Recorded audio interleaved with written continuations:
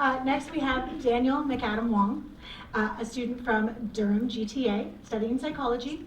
His title, I Think You're Judging Me.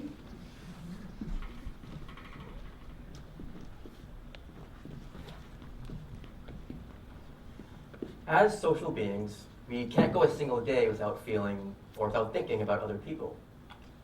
Why they feel a certain way, how they feel a certain way, or why they may be thinking a certain way. And our ability to do this is influenced by a variety of things, from the culture we grew up in to the language we speak, and potentially by our own anxiety. Now, I'm sure we've all felt anxiety in a social situation before, where you may have felt judged or evaluated by the people around you, like during a presentation or on a first date. And this kind of anxiety is called social anxiety. And social anxiety is affected by our ability to understand what other people are thinking, because it's the judgmental content of their thoughts that we can become anxious about. And this ability to understand and think about the thoughts of other people is what we call theory of mind, a skill that each and every one of us relies on to guide the way we interact with and think about other people. If you ever find yourself solving a misunderstanding, confronting a liar, deceiving someone, or even expressing empathy, then you're using your theory of mind to do this. And despite this connection between the way we think and social anxiety, very little research has really looked into it.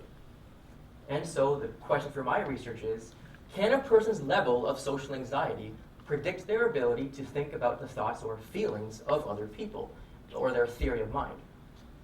To answer this question, we assessed levels of social anxiety in a group of young adults.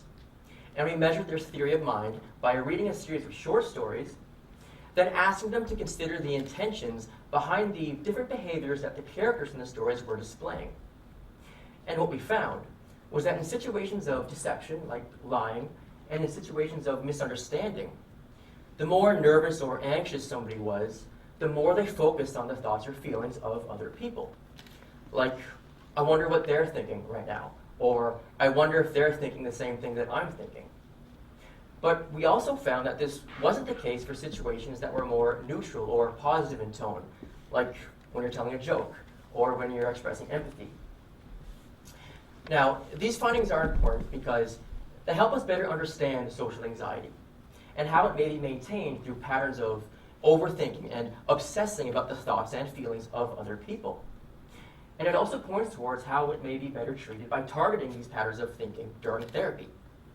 And overall, this is information that each and every one of us can use, because it helps us better understand how our own anxiety affects our own thoughts in social situations.